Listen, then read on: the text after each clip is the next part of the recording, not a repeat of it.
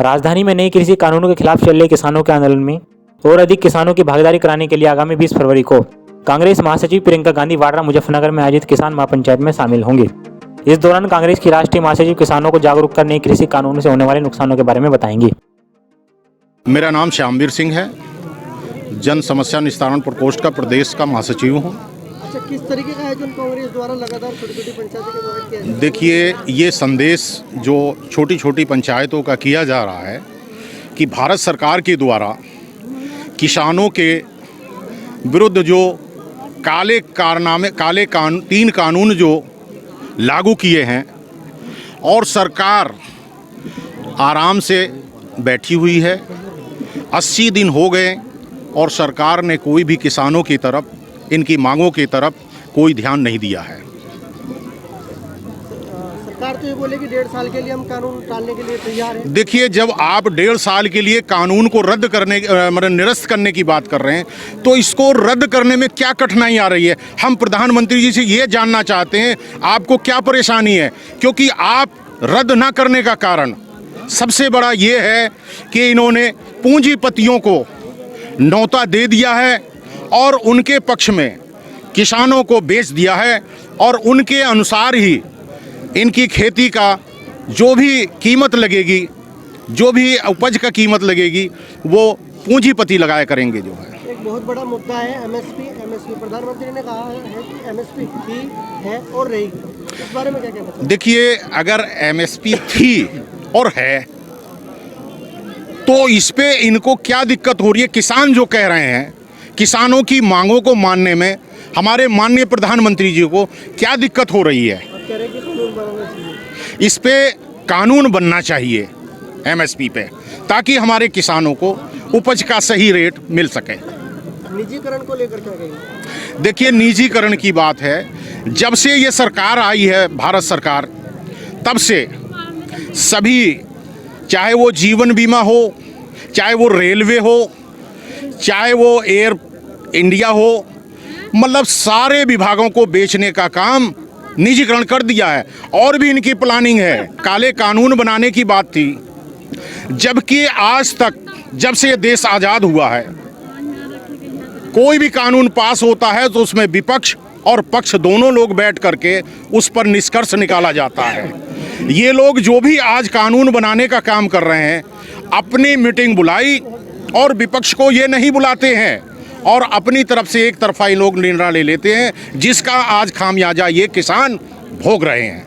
अगर आप सत्ता में दोबारा वापस लौटे तो निजीकरण को लेकर कैसा रवैया रहेगा? देखिए, यदि कांग्रेस पार्टी सत्ता में आती है, सबसे पहले ये 3 काले कानून को समाप्त रद्द करने का काम करेगी। नंबर 2, जितने निजीकरण इन्होंने किए हैं विभागों को, उसको समाप्त करने की काम करेगी कांग्रेस सरकार। प्रियंका गांधी लगातार दौरों पर है यूपी वेस्ट की, इस बारे में क्या कहना चाहिए?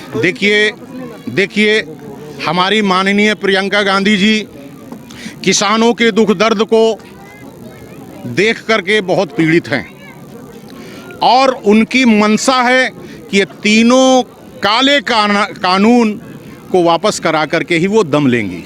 मेरा नाम डॉक्टर उमाशंकर है।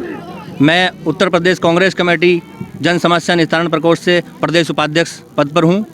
और खेड़ी फिरोजाबाद में किस लिए आए हैं? आज खेड़ी फिरोजाबाद में हमारे आने का जो मुख्य उद्देश्य है वो ये है, चूँकि 20 तारीख को यहाँ पर हमारी आदरणीय प्रियंका गांधी जी की जो राष्ट्रीय महासचिव हैं, उनकी एक किसान महापंचायत होने जा रही है।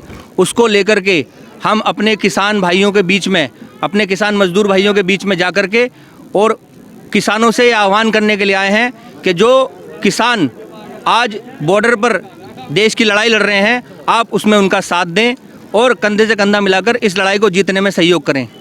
प्रधानमंत्री ने, मोदी जी ने कहा है कि परजीवी किस्म के आंदोलनकारी से बच के रहना चाहिए, उसके बारे में क्या कहना चाहिए? देखिए, प्रधानमंत्री जी ने जो शब्द इस्तेमाल किए हैं वो इस देश को एक शर्मसार करने वाली घटना है। जो पार्लियामेंट में कल उन्होंने बोला है आंदोलनजीवी, देखिए कांग्रेस पार्टी का तो इतिहास ही रहा है शुरू से ही। ये देश, बल्कि कांग्रेस पार्टी नहीं, इस देश का इतिहास रहा है। ये देश ही आंदोलन के दौरों पर, आंदोलन से ही इस देश ने आज़ादी हासिल करी है। चाहे वो अंग्रेज़ों से लड़े हों, चाहे वो उसके बाद में ऐसे आरएसएस वालों से लड़े हों, चाहे वो किसी तानाशाह से लड़े हों, तो कांग्रेस पार्टी ने हमेशा उनका सामना किया है।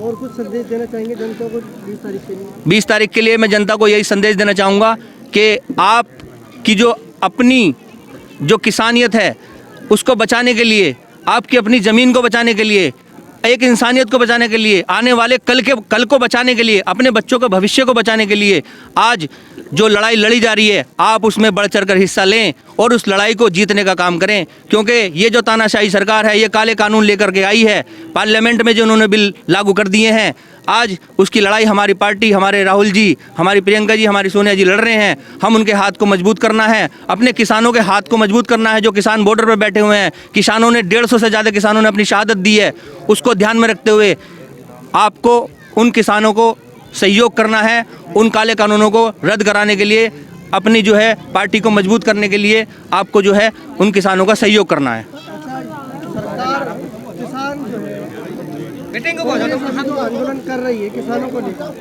इसका मतलब ये तो नहीं कि अपनी खोई हुई जमीन वापस करने के लिए ऐसा कुछ? देखिए, यहाँ पर पार्टी की बात नहीं है, यहाँ पर किसान की बात है, यहाँ मजदूर की बात है, किसानों के भविष्य को लेकर के बात है।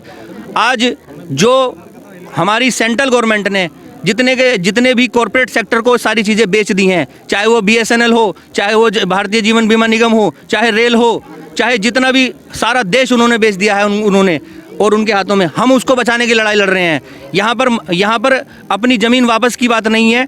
देखिए, कांग्रेस पार्टी पहले भी किसानों की पार्टी कही जाती थी और आज भी कही जाती है, और यहाँ पर हम लोग पहले भी लड़ाई लड़ते थे, आज भी लड़ेंगे, चाहे कोई हमारा साथ दे या ना दे, मगर हम किसानों के साथ कंधे से कंधा मिलाकर खड़े हैं। और इस लड़ाई में ये बिल वापस कराने के लिए हमें चाहे जो भी कुर्बानी देनी पड़े पार्टी को या पार्टी कार्यकर्ताओं को, वो हम देंगे।